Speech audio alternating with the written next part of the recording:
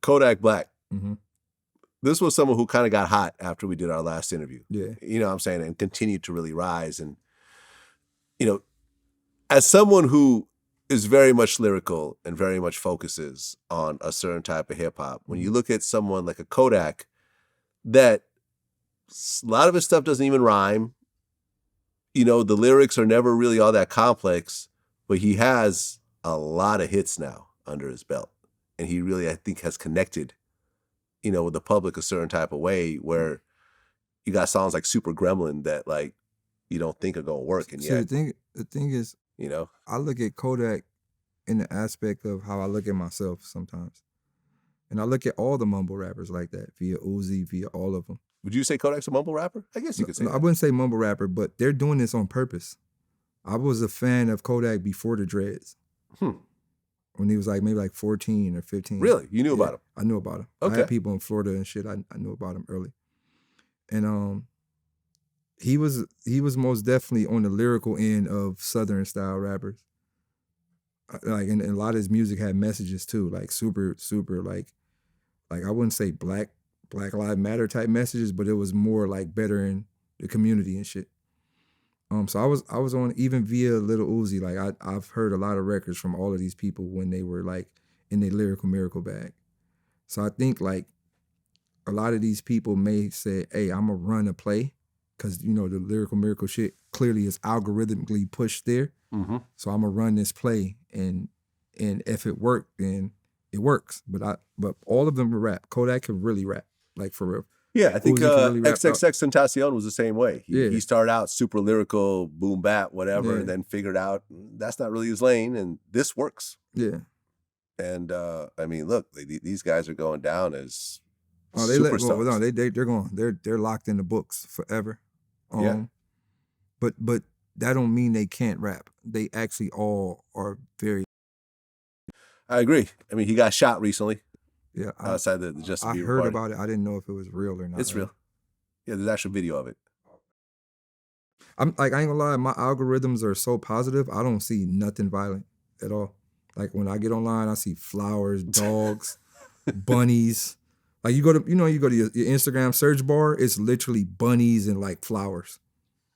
That I swear I'm so peaceful right now. I promise you. It's a great way to be, man. I wish I could just focus on that. Unfortunately, my job requires me to... Johnny got killed! Headline. Requires me to go into some of the darker places of this world. And, it is what it is. Unfortunately, you can't have a successful media company if you just focus on positive shit 100% of the time. You can't... Negativity sells, man. I understand that. Negativity sells. I'm a prime example of that, we can take this interview in regards, I know right now I could say some outlandish shit right now and we out of here. Yep. But I'm going to save that. It's going to be a time for it. I'm just getting my feet warm. That's what it is. Getting my feet warm. So what do you got coming up? Room Full of Mirrors album is out. If you haven't seen the Room Full of Mirrors album, check that out. Go check it out. A Room Full of Mirrors. Once again, follow all of the artists via Lyric Michelle, Nick Grant, Jrias Law, Earlee Riser, Ichiban Don, Punch, Billy Marie. My guy 7 Views, which is the camera, the main photographer, Coach Fame, we all in this together. Even though it's people that are not artists, it's a whole team behind everything. My guy Horns, Robert Horns, everybody's in. But if you haven't, for the people that's listening, I know I'm looking at Vlad. I don't want to look at the camera and fuck up the interview. They tell you don't look directly in the camera. Look at the camera. Oh yes. So let me get my promo. So you feel me? Room Full of Mirrors out now. Your boy doing a big thing.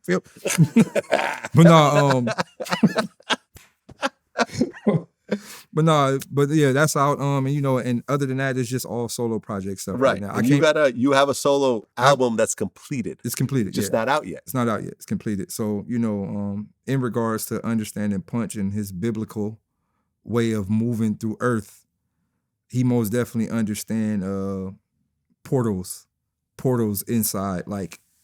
Shoot now. You know what I mean? Shoot now. So we just waiting for the perfect storm. That's what it is, man. Daylyt, always a pleasure, man. You and I go back a lot. We go back many, many years, and we've always been cool on a professional and a personal level. 100%. You know what I'm saying? People think that, just because you don't see someone on Vlad TV that there's some sort of beef or problem. But no, sometimes it's just a timing thing. It's timing. People are working on certain things and they want certain types of looks at a certain time, period of time. And that's why a lot of times you don't see certain people on here for a while. Yeah. But, you and I have always been good. We've kept in touch. Yeah. All these times, man. We were talking, we never stopped. We never stopped talking. Yeah, we never stopped talking. It's our conversation. Hey, when you ready? I'm like, oh, give me about a month. That month turned to too much, y'all. I'm almost cooking. I'm coming. Just wait. I'm gonna be over there. Just hold on. Let me make sure. But we always stay in contact, though. And Punch, man. I know. You're gonna listen to this, man. Bring some more TD artists to Vlad TV, man. Yeah, I think this is the thing, man. And I'm gonna just be honest with you. I think it's just the way that TDE brand. They don't want to brand, and like you said, you don't see negativity around their brand. Mm-hmm. And like there's certain stigmatisms and negative things that come with being here. Mm-hmm. Via the following is kind of looking for something to wiggle with. Sure. So I think in the form of just branding the artist or branding the entire brand, it's just kind of best to Yeah, but to be fair, a lot of that could be worked out ahead of time. So for example, before you and I sat down, it's conversation. Like at the end of the day, it's a conversation. We have whole historical wars based on non-conversation. Exactly. So there are certain things that you and I said ahead of time. You said, "Hey, I don't want to talk about, XYZ." There's one particular subject that we agreed that we're not going to touch on, and we never touched on it. Yeah. So to the TDEs, the world, or the other labels that are listening, like, if you're scared to bring an artist on Vlad TV because you think I'm just going to wild out and ask the craziest fucking question. Shit. Tired of you motherfucking artists ain't coming to bed. Come to Vlad TV. Come to Vlad TV. You know what I mean? Yeah. Come holler at me and have a conversation with me beforehand. Yeah. As an adult. I'm gonna tell you, man, everything is timing. Everything is timing. Yeah. And everything serves its purpose. I'm not saying people not gonna come. I'm not saying people are gonna come, but everything is timing. We might be at an event somewhere, something might happen, you might run into the right person, and the conversation might just work. There you go. It's all timing. There you go. Yeah. Daylyt, man. Until next time. Yes, sir. Peace. Yep.